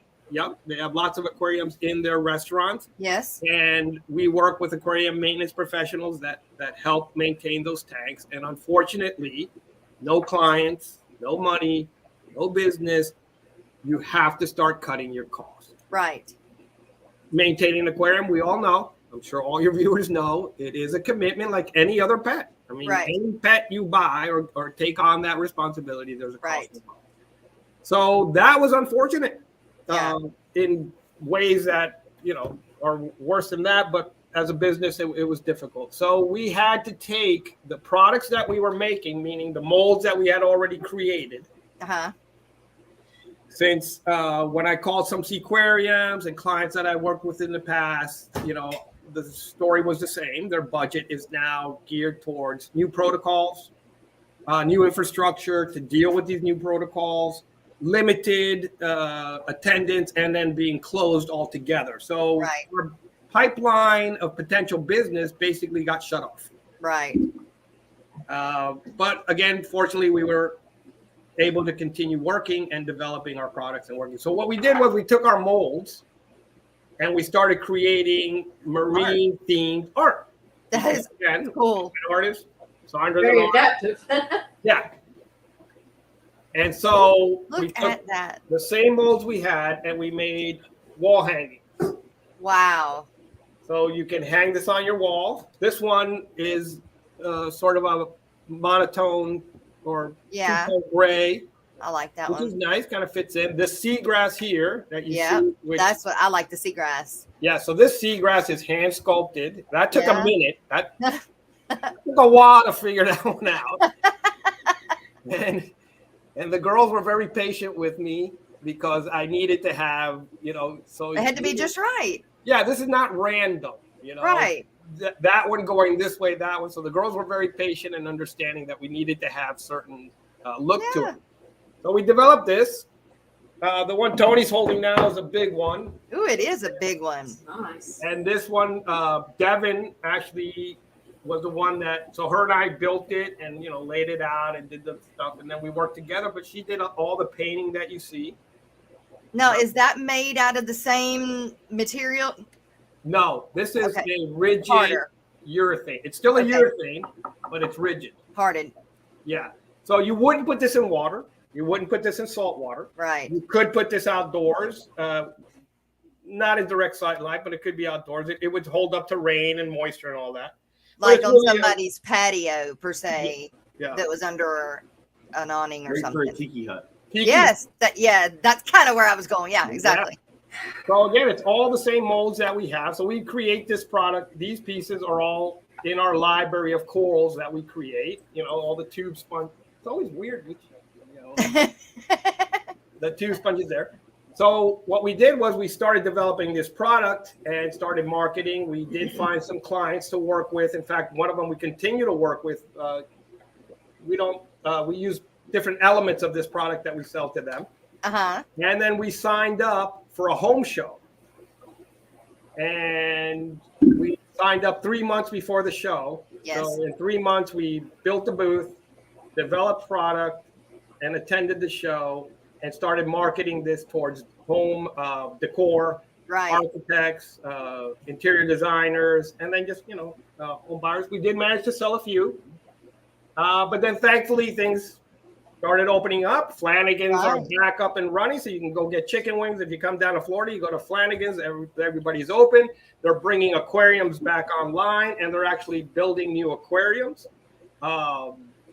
So business got back to what we do. We haven't stopped, promoting this product. So I'm glad that Berto Garcia Aquatics asked the question because we love the product, and we had a really good response from when we did show it. So, well, we have someone asking, how much is the gray one? This is the part they don't like. I know, right? Because something like this. So the rock. Well, it's art. I mean, yeah, it's not going to be cheap. No, so part of this is molded, which is the rock. This is all hand done. This is then hand painted.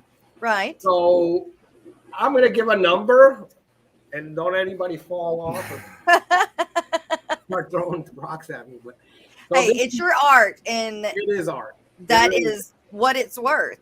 Yeah. So this piece right here is like $500 for the gray one. Yeah. Seems reasonable to me for that. I mean, yeah. Honestly, that's what I was thinking. Yeah. Yeah. And the one in color, more than that, of course. Yeah, that was up there. It's getting closer to like 1,700. Uh-huh. Yeah. Yep. But we did. One thing I have noticed is artists, they have a hard time asking for the real value of their art. Right. Yes. That's why we have. They look at cost of products and see it. Yes, that is very true, Dee Dee. It's hard to put a value on something you love and create it. So when I landscape, I hate having to tell them how much their bill is. Yeah. I hate it. It's like I used to like doing it, but right. But exactly, you love doing it, and you're like, but I love doing it. But yes, there is you gotta get paid. We are a for-profit business. So. Right. Well, you guys, it is the time in the show where we do our fish history and scientific news from Alex with The Secret History Living in Your Aquarium.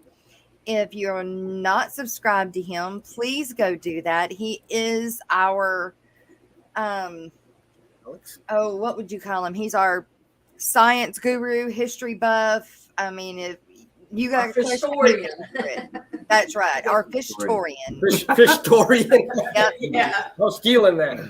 Hey everybody, what's going on? Yet again, it's Alex Williamson here with The Secret History Living in Your Aquarium, doing Fishery, where I do brief segments on fish history, new academic research, old academic research, and everything in between relating to freshwater and saltwater fish or the hobby. So today we're going to be talking a little bit about fish that make noise. Now, last week I talked about a cool new project called fishsounds.net, and it's a place where you can go and upload and or find noises that different species make, or unidentified noises that we're trying to figure out which species is making, like in a reef when you see a lot of fish but you can't target where it's coming from. And basically that was kind of a cool little program. Well, it turns out that there is some new research coming out, and it's pretty cool because a lot of times I jumped the gun on speaking there, but a lot of times fish have gotten the short end of the stick, and it has been assumed that they're dumb or ancient, and so therefore they're inferior in their evolutionary layout, so to speak. But it looks like a lot of fish can talk. So an article and a study was done by Cornell University. The authors looked at a branch of fish called ray-finned fishes. These are vertebrates that have a backbone, which comprises 99% of the world's known species of fish. And they found that 175 of the families, that's 2/3 of all fish on Earth, either do or likely do communicate with sound. So by examining the family tree and evolution of these fish, the study authors found that sound is very important in these groups of fish. It seems to have evolved at least 33 separate times in different lineages, and over millions of years, that biology became something useful in many different groups of fish. So at the College of Agricultural and Life Sciences, they had a quote that they put out with this, and the quote reads, "We're getting away from a strictly human-centric way of thinking. What we learn now could give us some insight onto how divers and other people working underwater may communicate. Our thinking continues to evolve and is probably just beginning to scratch the surface of the subject." So the scientists used 3 sources of information in this study, and they used existing records in papers that describe sounds fish make and the known anatomy of whether fish could make sounds, having the right tools to make sounds, like certain bones that they rub together, or a swim bladder, air bladder, lungs, certain muscles and sphincters that allow them to constrict and either spray out water or trap air and things like that.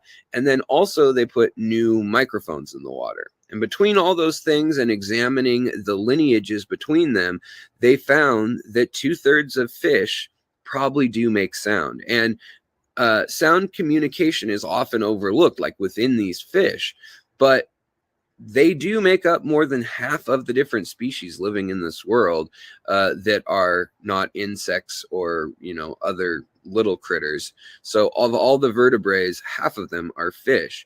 And the head of this research, his name was Andrew Bass, and that's right, he had a fishy name. He was he said that probably they've been overlooked because fish are not easily seen or heard by humans underwater. And just because we can't hear them or understand them, we kind of just focused on whales and louder noises underwater. But fish have voices too. And so what they're trying to figure out is, what are the fish talking about? And pretty much what we know so far is they're talking about the same things that we talk about on the internet when you look in order of popularity. And that is sex, food selfies, food in general, and danger or conflict, averting being eaten, basically. And in the human terms, I guess that would be drama or danger and, conspiracy theories and stuff. So fish pretty much talk about what humans talk about, just on a much simpler level. So I just thought this was kind of an interesting study to say that there were so many fish that talk, and it's a good number of our aquarium fish also communicate this way. It may only be that they only have a few sounds for really important things like run or hey, it's mating season or whatever. But nevertheless, some of them are found to have 30, 40 different sounds that we've detected so far. And it may be that different combinations of those sounds mean different things altogether too. So some of these fish may have pretty complex languages. We know with mormyrids that they do with electronic signals, and sound waves are just another wave or pulse to communicate. So it's not that far out there to think that perhaps there are other fish that communicate this way as well. So that's the little tidbit for today, and I hope you guys have a good one. I'll talk to you later. Back to you, Jess. Hello there, fishy people. So welcome to So since we Fishery missed on the and I did the Secret History wrong Living in Your one, this Aquarium is on the Aquatic right Morning one. Show. So Sorry. today we're going to be talking about a weird one. There is a new trend among fitness influencers on the internet, and that involves ingesting one of our most common substances to treat illness in the aquarium hobby. This commonly found substance is a fish tank antiseptic, and we know it as methylene blue. Now, some medical professionals have come out and publicly started to ridicule these people because it's crazy to be ingesting this. And in fact, the New York Post also even reported that methylene blue was a type of salt with antifungal, antibacterial properties that is used to clean fish tanks. That's not really right, and it can also be prescribed to treat methomoglobulin, which I don't know what that is. I guess it's a condition where the blood isn't getting oxygen to different parts of the body, something like that.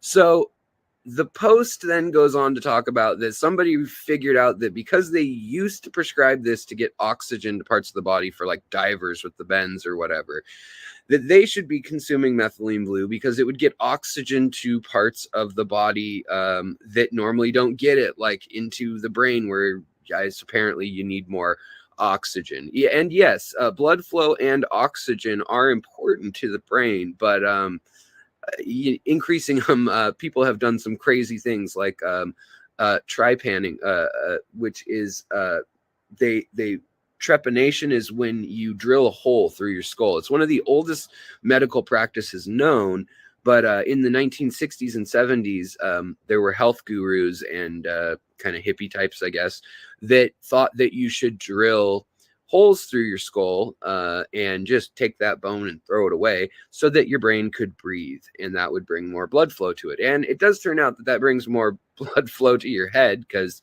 you have a giant gaping wound, and breaks the blood-brain barrier if you do it. But back to the methylene blue thing. So this has caught the attention not only of the New York Post, but the Daily Mail also, which had an article that was describing how this wellness trend is gaining traction on Twitter and on Instagram and is being shared by popular influencers. Apparently a guy named Ben Greenfield has kind of popularized it. And he wrote of his love of the blue salt, quote unquote, and said it helps him maintain a healthier lifestyle so that he can keep running his Instagram channel. So what's that blue stuff on my tongue? No, it's a Jolly Rancher. It's not a Jolly Rancher. It's not a Smurf. Please, no Smurf jokes, he posted as he put a picture of himself ingesting the stuff on there. So this stuff is don't eat it. Let me just say that first. But in case you're in doubt, the Australian Biomedical Journal and scientists associated with it, a guy named Darren Saunders, said, I've discovered that there is a trend of fitness influencers sticking methylene blue on their tongue as a metabolic or cognitive enhancer. And I can't stop laughing. And then I realized this is not good. So MSN.com also had an article about this and said that in the United States, medical professionals are also debunking this, but they've also seen a few cases in the ER, and they've warned that ingesting this stuff is harmful, and that when you ingest it, even at low levels, it can cause vomiting, diarrhea, discomfort in your stomach, cramping, ulcers, urination problems, and sodium imbalances. Now, if you do it chronically and eat this stuff for a long time, it has even worse side effects, up to and including organ failure and death, apparently, although the LD50 is really, really high and not practical.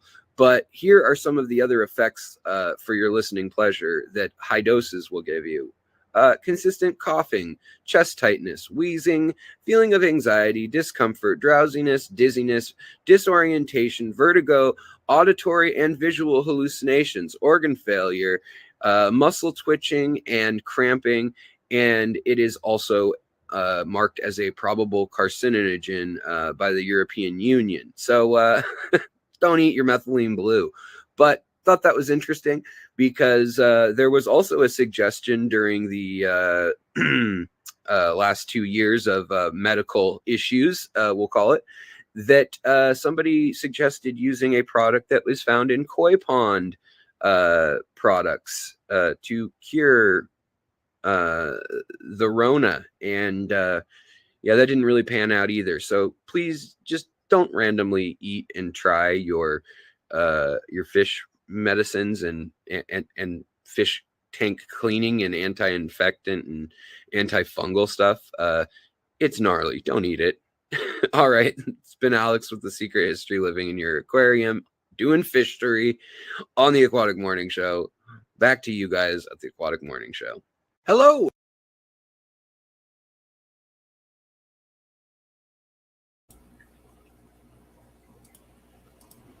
All right, and we're back. Sorry, it was long. I played Tuesdays first. I thought I had it on point, but that's okay. It's a good thing I can edit. He's awesome. I love that guy. Yes, he is amazing. That was very interesting. Yes, he is very amazing. Definitely go check his channel out, and if you have any questions, he can answer. And he does this without notes. Yes, like yeah. He is amazing. He go all day. And it's interesting too. You know, you get wrapped up in what he's saying. So it's awesome. Definitely. And actually, the methylene blue thing is one of our topics tomorrow. So it was, yeah. But anyway, personal. He has a very cool story, also. Yeah. Check him out. Okay. Do you guys have tanks of your own? I do not. I did, and I have. Currently, I don't. Variety of reasons. I did get married. Okay. So, And still married. yes. Okay, good. Okay, well, congratulations. What time is Let me it? see if she called. Yeah, so I guess I'm still married. But no, I don't. Currently, I don't have an aquarium. No. I did and had. I don't anymore, only because my daughter. I'm a single dad. My daughter plays travel soccer, and I'm probably home 3 hours a day. Right. So I wouldn't have enough time. If I'm not here, I'm at her soccer, and if I'm not at her soccer, I'm sleeping. Right. Well, y'all need to have one there then. Yeah, we. Just fill that one up with water and throw some fish in it. Yeah, it's one of those things. My uncle owns a pool company since Yeah. 1957 down here in South Florida. He's one of the biggest pool company owners. You know, he's been here forever. He doesn't have a pool at his house. I always ask him, you could have the biggest, best pool in the world at your house. You build them. Yeah. I don't want to deal with it. I deal with it all day. I don't want to deal with it when I get home. Makes sense. You know, Makes so it's sense. kind of like that. But I tried when my daughter was younger. She was all about it, very interested in it. And I told her, I said, if we'd have done this 2 or 3 years ago, I could have made you any kind of tank you wanted. Exactly. But she was, she was kind of into it. And then 2 weeks later, she wasn't into it anymore. I'm like, you know what? I don't have time for it. Right. But definitely something I will do in the future. We definitely want to do it in the future. Once. Well, maybe one day, because again, we're only in like our 3rd year. Yeah. We're actually in our showroom, which Yeah. Can I turn the thing? Sure. If I turn it, you can kind of see our showroom. Right? Might be a little Wait, dark, which though. way am I going? Yeah, Am I going the right way? Yeah. So that's part of our showroom. You Okay. can see the wall hangings and stuff. And then we have our aquarium there, Okay. which is Nice. yeah. So there's a space that contains filtration. It's actually an acrylic tank that we got from one of our friends, Fish Tanks Direct. But it's who's going to maintain it. So if I had more we time, fired up. I would have a really nice tank, but I just don't have the time. Right. And like I said, I deal with it all day. So when I get home, I kind of don't want to deal with fish tanks. I just want to decompress a little. So we're getting close to the end Okay. of our time. Was there something that you guys wanted to do? We do want to do a little giveaway. We have two of our specialty products that we do have online. One's a saltwater. Well, let me make sure I get it. you got to go. One's a saltwater, one's a freshwater. They're for nano tanks. Sweet. We saw that the nano tanks. There you go. Nano tanks have kind of blown up in the past, probably a year or two, where you're not having to get a big system, but yet you can get a smaller system. So we came up with these products. They're on our website. They're Turtle Islands, and basically it's the same material that we use for the big stuff, but just in a smaller form. So it fits. These are hand sculpted. So we miniaturized our corals, but they don't exist like this. So when you see the tube sponge or the stovepipe, this is all hand sculpted. The scroll coral is hand sculpted. The octopus is just a piece of a smaller octopus. So like Tony was saying, it is made for a 10-gallon nano specifically or smaller tanks. So we have that. And then we also have the freshwater. The freshwater one, basically the same thing. Same thing we make our rocks out of, same leaves that we use for the bonsai. And we'd like to definitely give the freshwater one out to somebody in the audience. Awesome. We Well, we can do that. And, all that good stuff. And we're going to do that by doing the hashtag creative coral. So let me pull it up so you can see exactly how I spelled it. Where? Creative Coral Design. There we go. Yeah, creative coral. They're going to put it on their Instagram. Oh, can we put creative coral design? No, I've already hit. Okay, don't worry about it. Either way, it's going to work. I'm just thinking for an Instagram, it would connect. I'm surprised Tony agreed to the giveaway. Yeah, that's going to come out of my lunch money. Yeah. Well, thank you. I'm joking. My daughter will eat dinner tonight. Yeah, somebody will have a freshwater. That's amazing. Yes, you guys put hashtag creative coral in chat. Real quick, we'll give this a minute or two for everybody to get their hashtag creative coral in, and we're going to roll it. Yeah. Should we do one of these too? Like the Like home the shop? Vanna White? No, the home shopping Yeah. network. Yeah. When it's Shopping time. network. Like I said, these fit perfect in a little nano tank. We have 2 different colors. So Yes. this is actually where'd it this go? is based on dragon, that dragon rock, Oh, okay. The Dragonstone. dragonstone. So you can see this one's got more of the coloration of it, the orange, and this one has a bit more of the green. So Yeah. well, either one. So whoever wins, Okay. they can pick orange or green. Yeah. Either See, I like the gray green, that one. This one. Yeah. Yeah, Like I like the more Dragonstone one. Yeah. The other one's more like sandstone or something. So this one's out. No, we're getting this one. This is the one. We should have got one. Cheryl, Oh, someone is asking if you would ship outside the U.S. We do ship outside the U.S. Yeah, why not? We've shipped we shipped international to UA, let's see, UK. England. We sent we sent corals to the UK. Trying to so think. yes to our outside of the U.S. Mhm. Please put your hashtag Creative Coral in chat. Mhm. All right, let me This is what you get. get that back up. Good luck, everybody. That's Yeah. right. Good Yeah. luck. So what happens now? Just we spin a wheel, or Yeah, well, I'm gonna hit that draw button right there in the middle, Right. and it's gonna run through, and it's just a generator. It'll just randomly pick someone Oh, cool. That sounds that fun. put that create. Yeah, And our last bit is we'd love for people to go on our website, creativecoraldesign.com. Check us out. You'll be able to get email us any information you might need. Yep. You know, myself or Jose will answer. And you know, the good part about dealing with the small business is you're not dealing with just a sales guy that's just going to drop you off to the next guy and leave you alone. I'm going to be there through the whole process. Jose, the president of the company, is going to be there through the whole process. So it's not, you know, you get a lot of hands-on, you know, one-on-one contact. Yeah, Tony and I are constantly, obviously, you know, we're in our offices, so we're in the showroom, so we're always chatting. And like you said, we've been working together. You can see the girls, myself and Tony, we've all been together for many years. And, right. Well, we were ran out of time. I was gonna go through some of the pictures on the Instagram and everything. So you guys, they do have an Instagram as well, and Yeah. they do have a YouTube channel. So It's a work in progress. We're working on but updating there it. is one. Yes, You there can go is look update. at I it. have subscribed this morning.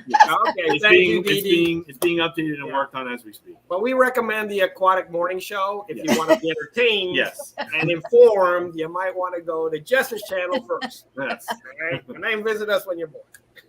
Well, thank you guys, but Yeah. we need to help y'all grow too. I Excellent. appreciate that. Thank you. So, all right, you guys, we're fisting to roll with this. Here we go. Like, oh, geez, it does. Like, you see, it does. It's going around and around. Uh-oh, slowing down, slowing down. Oh, Melissa, congratulations. Melissa, I need you to email me at theaquaticmorningshow@gmail.com, and I will get your information over to them. That way they can get it mailed out to you. Thank you for being here this morning on the Aquatic Morning Show and in chat. Thank you, Melissa. All right. thanks, Melissa. It's ready to ship. Awesome. All right. So, Miss Dee Dee, we need to do the live streams for the rest of today. All right.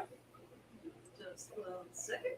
So we run the rest of the live streams that are going that we know of that are fish related throughout the rest of the day. We let everybody else know what's going on. All right, cool. Very cool. And now for your Thursday live streams in Eastern Standard Time. We started off the morning with the Aquatic Morning Show on Maine's Tails, Fur and Fins at 10. And at 12:15, it's Afternoon Chat Delight with Rico Stan. Next up is Misfit Reptiles and Aquatics with Brennan at 2. At 3 o'clock, we have Aquarium Co-op members only stream. Yeah, I just saw that. 5 is Petsotics with Diego. At At 7 is Foxy Fishes with the Hot Mess Express with Mary Page Flynn. And at 8 is Cagey Truffles with John and Lisa. Yeah, we know. Fish Room Fever at 9:30, James and Ed. Yeah. At 10:30, it's Craft Ed with Chattanooga Ed, Rico, and James. At 11:45 is Rico and the Man with Rico, Stan, Ed, and James. And thanks Liquid Zoo for the live stream information found on fishfam.link.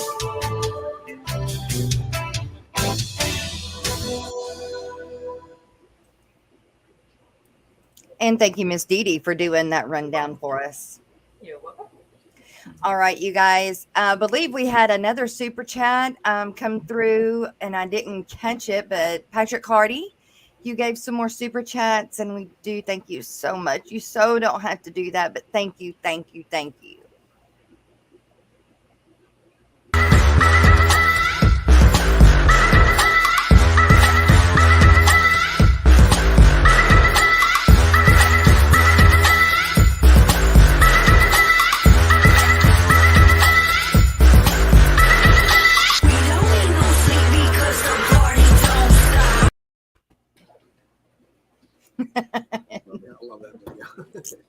This thing is so funny.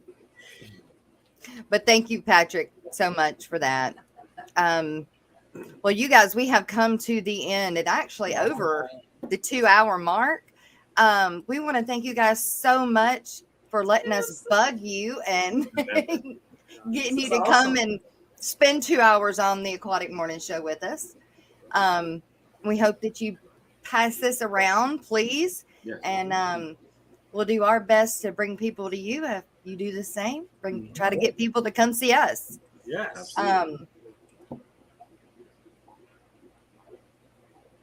How do people get in touch with you guys again? Instagram, Facebook? Instagram. So we have it's all, Creative Coral Design. So we have our Instagram page. We have our Facebook page. We have our LinkedIn. We have the website. We have our YouTube. Mm-hmm. Right. So okay. Everything is, you can get a hold of us on any of them. Yeah. Any of our of course, our website, which is, has our coral library and many of our products, retail products. And of course, we are a custom manufacturer as well. So if it's a custom project, then you should contact us through info@Creative Coral Design, which is on the website, or Jose at Creative Coral Design, or Tony at Creative Coral Design. And there you go, you guys. Get in touch with them. They've got awesome products, as you can see, and I am jealous of some of them. We're going to put together, now that we know, we're going to put together something for Jess, right? Yep. And we'll work with the girls in the back. And we're going to send you something so that, maybe you can display it there and just have it. And as a thank you. You bet. And then to you and Dee Dee, of course, for having us on the show. You got to get Dee Dee something nice for Freshwater. Now we got to make Dee Dee something too. We're going to make Dee Dee something. Although you have a beautiful freshwater tank just behind her there. Yes, she does. She's worked really hard on that tank. I can tell. You don't know how hard it is to keep live plants alive. Well, there you go. So we're not going to mess with that, Dee Dee. But we are going to send you guys something because we loved being on the show. Meeting you at Aquashella was awesome. Yes, very much. Thank you for having us. You bet. Thank you, guys. Thank you. Bye, everybody.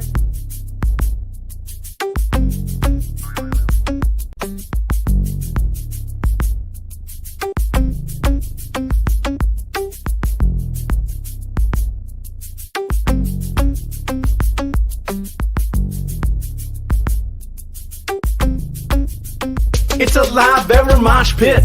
So watch it, don't knock it, drop and fry every day, ain't gonna stop it. People saying hey and whoa and take it slow, it's out of control, but they don't know I got a mother loving biome. Nature! So leave it alone, they're doing fine in a happy home. Making babies with their fathers and mothers and sisters and brothers is kinda gross, but that's the way it goes.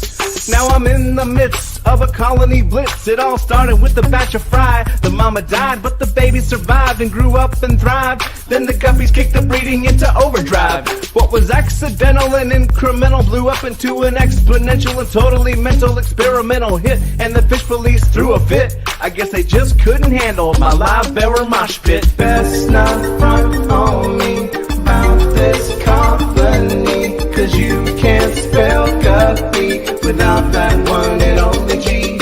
You might think from this rhyme that I'm mucking up guppy lines. Ain't got no crooked spine or time to hear you whine.